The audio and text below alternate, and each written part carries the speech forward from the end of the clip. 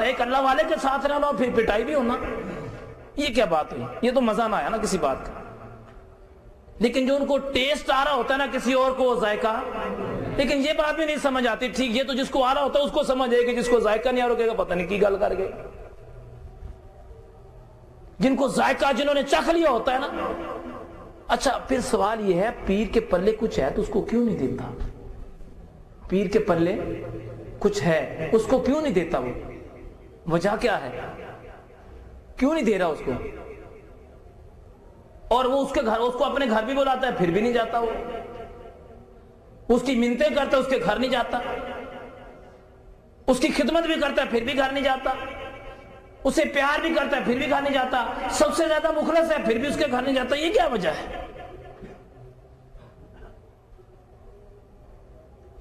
ان سب کا ایک ہی جواب نکلے گا آگے سے، کیوں اس کے گھر نہیں جاتا؟ آخر اس کا، حالانکہ اس کے خلوص میں بھی کچھ شک نہیں ہے، اس کی محبت میں بھی شک نہیں ہے، اس کی خدمت کرنے میں بھی شک نہیں ہے، اس کے پیار کرنے میں بھی شک نہیں ہے، اس کی عقیدے میں بھی شک نہیں ہے، اس کی عقیدت میں بھی شک نہیں ہے، پھر وہ مسلسل اس کے ساتھ پیار بھی کرتا ہے۔ وہ چاہتا ہے کہ ایک مرتبہ میرے گھر میں ہے، میں تو پلکیں بچھاؤں گا، میں تو اس کے سامنے سارا کچھ رکھ دوں گا، سارا کچھ قربان بھی کر دوں گا، پھر بھی وہ اس کے گھر۔ اس کو یہ نہیں پتا ان کا بولنا، ان کا چلنا، ان کا دیکھنا، ان کی مرضی ہوتی نہیں ہے، جو مرضی رب کی ہوتی ہے وہی ان کی۔ اب اگر تو سمجھدار بن جائے تو ایک مرتبہ اپنے مالک سے کہہ دے، اللہ تو میرے پیر نو میرے گھر بھیج دے، ہے نا؟ مالک تو میرے پیر کو، دونوں کی بات بن جائے گی نا۔ پروردگار کی جب نگاہ کرم ہوگی تو اس پہ بھی ہو جائے گی، اس کے پیر پر بھی ہو جائے گی۔ تو پیر رستہ بھی تو یہی دکھاتا ہے نا حقیقت میں، کہ تو اپنا ٹوٹا ہوا رشتہ اپنے مالک سے جوڑ لے۔ لیکن یہ بات سننے کے باوجود بھی بندہ مکمل طور پر مطمئن نہیں ہوتا۔ ایمان ہونے کے ناطے تو بندہ کہتا ہے یار مسلمان اگر ایمان یقین نہیں کرے گا تو اللہ تعالیٰ ناراض ہو جائے گا۔ ہاں وقتی طور پر یار صوفی صاحب نے کہہ دیا، کسی نے بیان کر دیا، ہم نے سن لیا، ایسا ہی ہے۔ لیکن یہ بات ٹھیک ہے، لیکن اس کو علمی سطح پر بھی پتہ ہونا چاہیے کہ کیوں نہیں ہوتا ایسا۔ آپ نے دیکھا پنجرے کے اندر طوطا بند ہوتا ہے، پنجرے کے اندر کیا بند ہوتا ہے؟ طوطا۔ اچھا اس کو کیوں بند کیا جاتا ہے؟ اس کی آواز بڑی پیاری ہوتی ہے، میاں مٹو ہے، اور کبھی جس کا نام لو اس کا نام پکارتا ہے، وہ ایسے ہی ہوتا ہے نا۔ اور وہ پنجرے کے اندر بند ہوتا ہے۔ اچھا بند کس کو کیا جاتا ہے؟ طوطے کو، جس کی آواز بڑی پیاری ہوتی ہے، ٹھیک بات ہے نا۔ اچھا اسی پنجرے میں کوے کو کیوں نہیں بند کرتے؟ کیونکہ اس کی آواز اچھی، ایسے ہی ہے نا۔ اسی کوے کے اندر چڑیا، اسی پنجرے کے اندر چڑیا کو کیوں نہیں بند کرتے؟ اس کی آواز اتنی اچھی۔ اور بے شمار پرندے ہیں، ان کو کیوں نہیں قید کرتے؟ اسی پنجرے میں کیوں نہیں بند کرتے؟ اسی پنجرے میں طوطے کو ہی کیوں بند کرتے ہیں؟ اس لیے کہ اس کی آواز، یہ جو پیروں نے اپنے پنجروں میں طوطوں کو بند کیا ہے نا، ان کی آوازیں بڑی پیاری ہیں یار۔ اس لیے وہ کہتے ہیں اگر ان کو کھول دیا یہ تو اڑ جائیں گے، اور تو کوئی اس قابل ہی نہیں جو اس کو اس پنجرے میں بند کر دیا جائے۔ اس لیے تو پیروں نے چنگے چنگے طوطے، سمجھ گئے، اس کو اپنے پاس رکھتے ہیں جو رج کے مخلص ہوتا ہے۔ ان کو پتہ ہے جس دن اس کو کچھ دے دیا یہ تو اڑ جائے گا۔ اور دیتے بھی وہ ہیں جو خالق کائنات دیتا ہے، دنیا کو بندہ دے بھی نہیں سکتے۔ دنیا دیتے چلے جاتے ہیں لیکن روحانیت دیتے اسی وقت ہیں جب مقام پر پہنچ جاتے ہیں، کیونکہ ان کی آواز بڑی اچھی لگ رہی ہوتی ہے، ان کا آنا جانا، ان کا اٹھنا بیٹھنا، ان کا دیکھنا سننا، ان کا دیکھنا، ان کا بولنا ان کو بڑا پیارا لگتا ہے۔ اس لیے وہ ان کی آواز کو سنتے رہتے ہیں۔ ان کو پتا ہوتا ہے اس لیے کسی اور کو رکھیں گے تو اس کی آواز بھی اچھی نہیں ہوگی، وہ مخلص بھی۔ اسی کو اٹھا کے اللہ والوں کے مقام پر رہتے چلے گئے، اور اسی کو اٹھا کے میرے مصطفیٰ کریم علیہ السلام کی بارگاہ میں لے کے چلے گئے۔ بلال سے بڑا بھی عاشق تھا کوئی رضی اللہ تعالیٰ تھا کہ ان سے بڑا عاشق؟ جب عاشقوں کا نام آتا ہے، یہ جو بات آتی ہے کہ اللہ تعالیٰ نے عاشقوں کی مٹی کو نور الہی سے گوندا ہے، تو سب سے اونچا اگر مقام دیکھنے میں آتا ہے تو صحابہ کا دیکھنے میں آتا ہے۔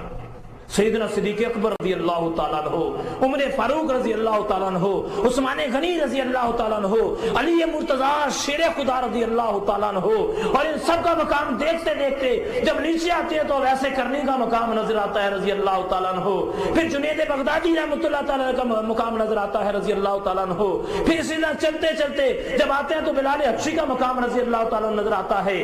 خیر یہ ہے وہ عاشق لوگ جن کی مٹی نور الہی سے گوندی گئی تھی،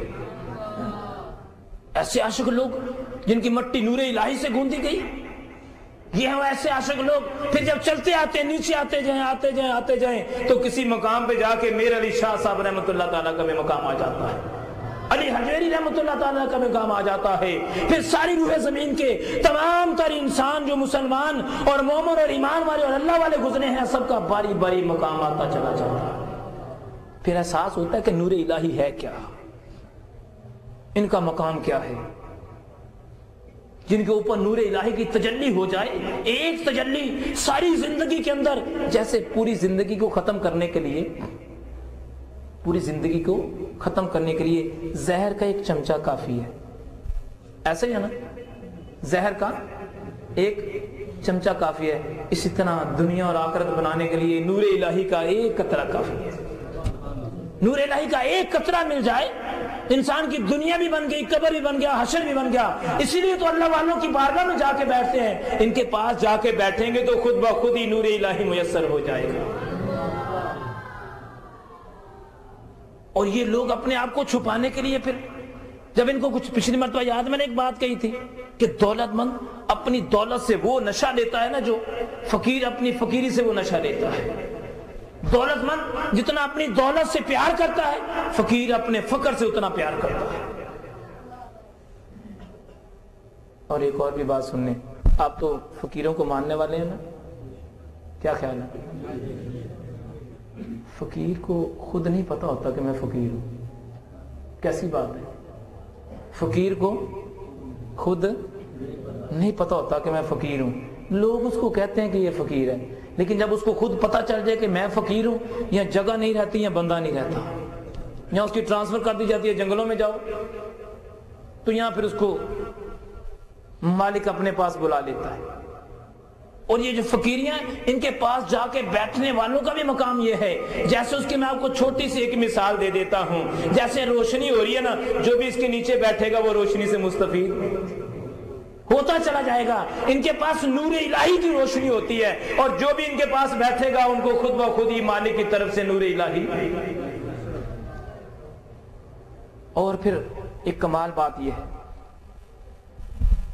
جو ایمان کو تازہ کرنے والی بات ہے نا، وہ یہ ہے کہ اللہ پاک کی طرف سے ان کے اوپر بڑے انعامات ہوتے ہیں، اور یہ مالک کی بارگاہ میں نا مطلب ضد کر لیتے ہیں۔ ضد سے مراد یہ کہ نافرمانی نہیں، ضد سے مراد کے لاڈ والی ضد کر لیتے ہیں۔ خواجہ معین الدین چشتی اجمیری رحمۃ اللہ تعالی علیہ، آپ کے پاس ایک عورت آئی، کہنے بابا جی دعا کرو اللہ مجھے اولاد دے دے، دعا کرو اللہ مجھے۔ آپ نے تھوڑی دیر کے لیے آنکھیں بند کی اور مراقبے میں جا کے اپنے مالک سے گزارش کی، اللہ تو اس کو اولاد دے دے، تیرا کیا چلا جائے گا؟ فرمایا کہ تجھے نہیں پتا اس کے نصیب میں اولاد نہیں ہے، کیا دے اس کو؟ بابا جی جوش میں نے فرمایا جا بڑھیا تیرے گھر میں اولاد نہیں ہے، بھاگ جا چلی جا، تیرے گھر میں اولاد نہیں ہے۔ وہ بھی بڑی کسی پکے استاد کی شاگرد تھی، اس نے یہ نہیں کہا، اس نے بوری بسرا گول کیا، چلی نہیں گئی، وہاں کھڑی ہو گئی، کہنے بابا جی میرے نصیب میں اولاد ہوتی تو میں آپ کے پاس کیا کرنے آتا؟ اتنی بڑی سیٹ جو لے کے بیٹھے ہو، کیا فائدہ تمہاری سیٹ کا؟ کہلاتے تو تم ہو ہیں معین الدین چشتی اجمیری، اور صورتحال تمہاری یہ ہے کہ مجھے رب سے اولاد بھی نہیں دلا سکتے تم۔ اپنا مقام دیکھو، اپنی بات دیکھو۔ اب بابا جی چپ ہو گئے، جا پھر اب تنو اولاد دے گا، ہائے کیا جا پھر اللہ تنو